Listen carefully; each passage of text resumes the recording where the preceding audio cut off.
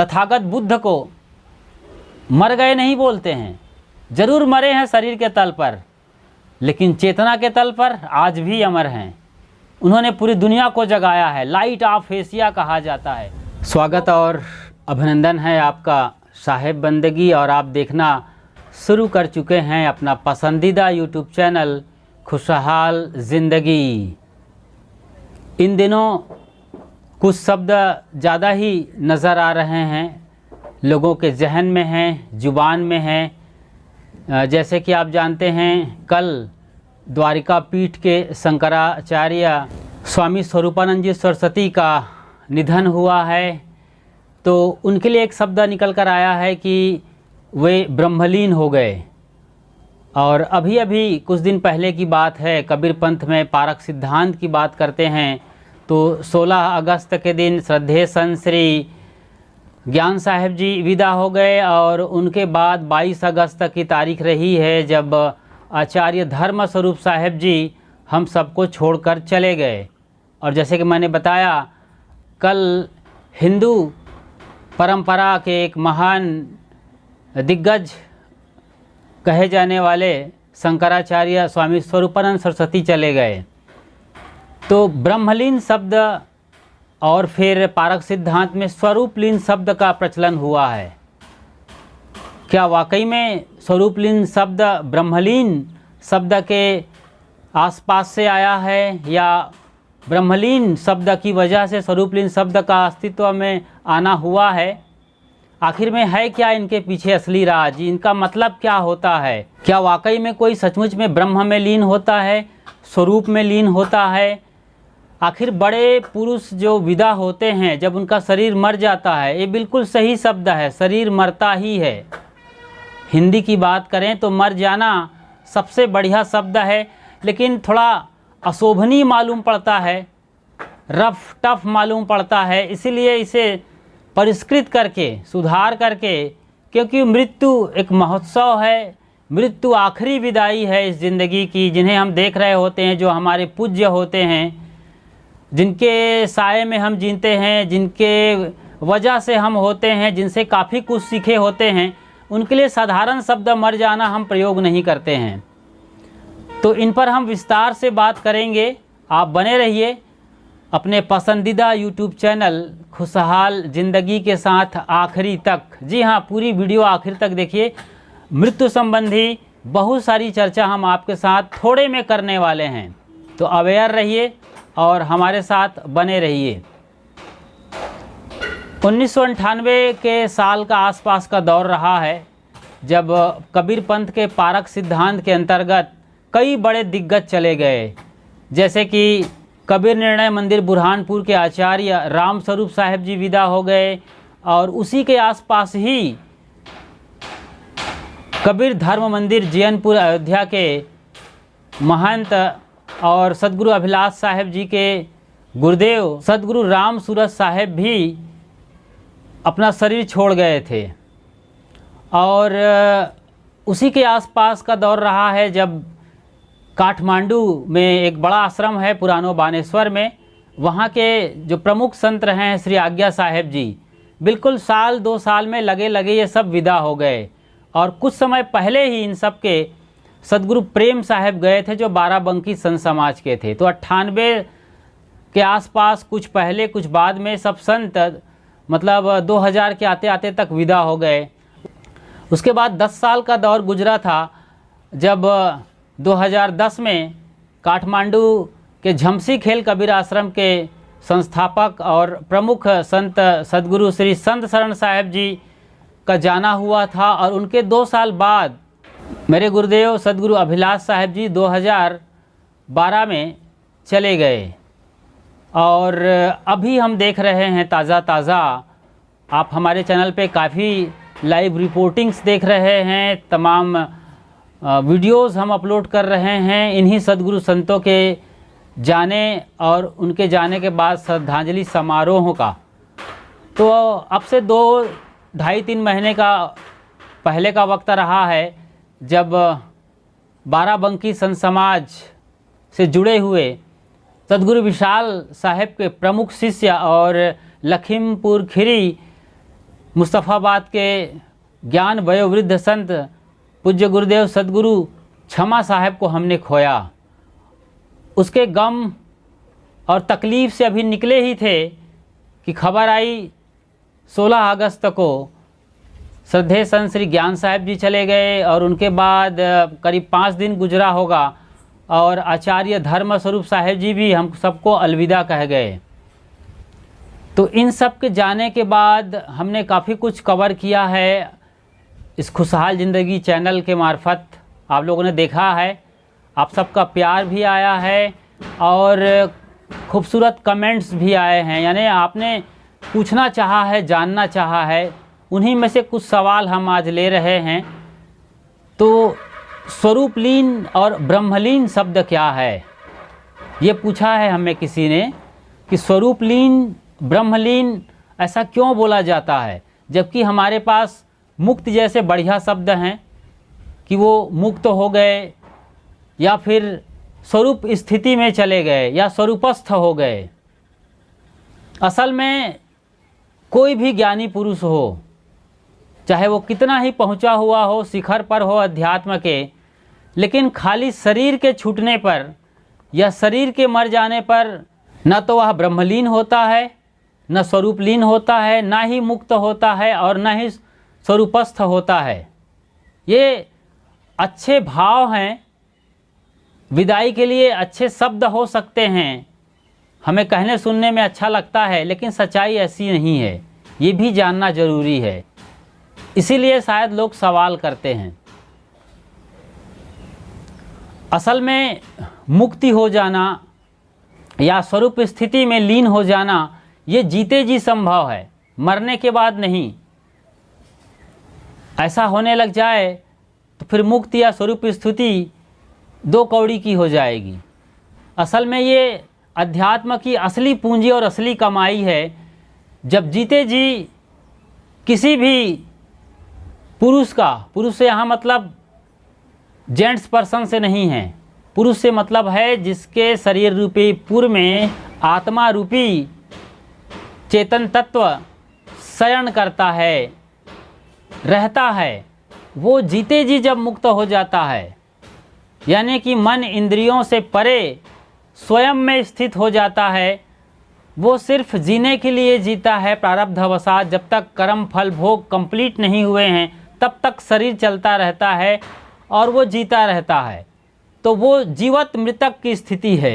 जीते जी मन इंद्रियों की दुनिया से परे स्वयं में जीता रहता है प्रारब्ध चलते तक। ये है स्वरूप स्थिति।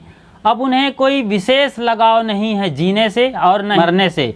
बाकी दुनियादारी, राग रंग और विषय भोग की तो बात ही दूर रहती है। तो ऐसी जो स्थिति है चेतना की, जो स्वयं में स्थित है, प्यास लगती है पी लेता है, शरीर को भूख लगती है कुछ खा लेता है, बाकी स्वयं में स्थित रहता है, अपने आप में ही निहित रहता है, ऐसी चेतना की शुद्धावस्था को मुक्ति कहते हैं।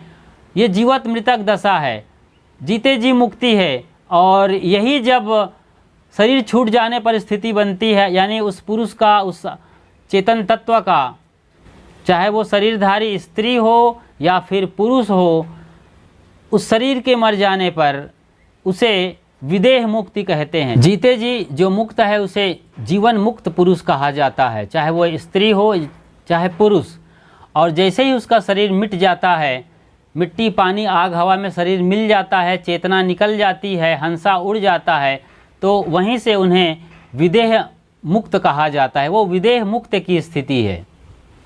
अब इसी को आजकल पारक सिद्धांत में स्वरूपलीन कहना शुरू कर दिए हैं। और मुझे लगता है ये स्वरूपलीन शब्द ब्रह्मलीन शब्द की वजह से ही यहाँ अस्तित्व में आया है। ब्रह्मलीन शब्द भी अपने आप में अच्छा शब्द है। यहाँ ब्रह्म शब्द है, ब्रह्मा शब्द नहीं है जो कि हिंदुओं की परंपरा में त्रिदेव की धारणा है, ब्रह्मा विष्णु महेश की। उस ब्रह्मा से इस ब्रह्म शब्द का बहुत दूर का संबंध नहीं है, थोड़ा मोड़ा संबंध हो सकता है, लेकिन असल में ब्रह्मा शब्द नहीं है, ब्रह्म शब्द है। ब्रह्म मतलब स्वयं का अस्तित्व, अयम आत्मा ब्रह्म, यही आत्मा ही ब्रह्म है।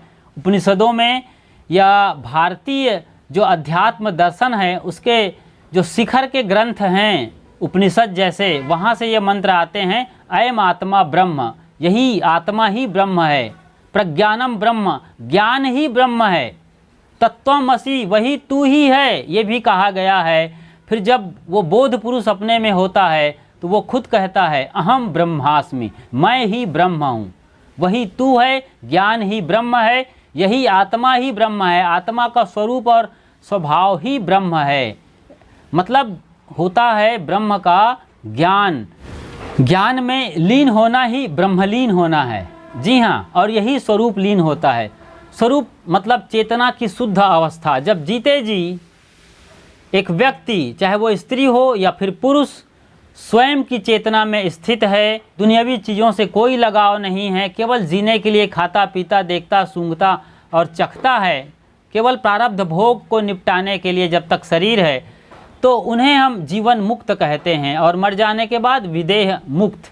तो उन्हें सचमुच में ब्रह्मलीन कहा जाए तो कोई बुरा नहीं। हालांकि ये सन्यासियों का शब्द है, आदि शंकराचार्य के अनुयायी इन्हें ज़्यादा इस्तेमाल करते हैं, और आचार्य शंकर ने ही अयम आत्मा ब्रह्म जैसे शब्दों का प्रयोग किया है, जो आत्मा के लिए और भी उड़ाने हैं जिसकी हमने चर्चा की है। प्रज्ञानम ब्रह्म, तत्वम असि, श्वेत केतु और अहम ब्रह्मास्मि, ये आदि शंकराचार्य के आसपास हैं, उपनिषदों के ऋषियों ने इन्हें बोला है और समझने लायक शब्द है। तो शब्दों में शाब्दिक अर्थों में न जाएं, बल्कि उनके भाव में जाएं, रियलिटी बेस पर जाएं, तो सचमुच में स्वयं की चेतना में, ज्ञान में लीन होना। तो इसलिए स्वरूप लीन होना कहना कोई बुरा नहीं है, ना ही ब्रह्मलीन। लेकिन अब ये रूढ़ हो गया है सन्यासियों के लिए, इसलिए ऐसा लगता है। और स्वरूप लीन शब्द कबीर पंथ में पारक सिद्धांत के महापुरुषों के मृत्यु पर, यानी उनके शरीर बिछड़ने पर ये प्रयोग किया जाने लगा है, इसलिए यहाँ रूढ़ आ गया है। बाकी रूढ़पने को हटा दिया जाए तो फिर साधारण जो शब्द रहे हैं हिंदी के अनुसार, निधन हो जाना या देहावसान हो जाना या कठोर शब्द में मर जाना, लेकिन थोड़ा कहने में कम ठीक लगता है। ये सच्चाई तो है, लेकिन सच को भी खूबसूरती से पेश किया जाए। जैसे कि आप देख रहे हैं पीछे लहरा रहे हैं अमलतास के पेड़, हवा चल रही है, रिमझिम बारिश हो रही है, ये खुशनुमा मौसम है, अच्छा लग रहा है। आपसे हम बात कर रहे हैं इन चीज़ों पर। और यहीं पतझड़ में रूखापन होता, पेड़ एकदम नंगा खड़ा हुआ होता, रूखापन होता, गर्म हवाएं चलती, थोड़ा सा मज़ा कम होता। इतना तो समझ रहे हैं ना, बस इतना ही फ़र्क है अच्छे शब्दों में। इसीलिए हम तथागत बुद्ध को मर गए नहीं बोलते हैं। ज़रूर मरे हैं शरीर के तल पर, लेकिन चेतना के तल पर आज भी अमर हैं। उन्होंने पूरी दुनिया को जगाया है, लाइट ऑफ एशिया कहा जाता है। वो पूरे वर्ल्ड के लिए लाइट हाउस हैं। जी हाँ, पूरी दुनिया को रोशनी दिए हैं।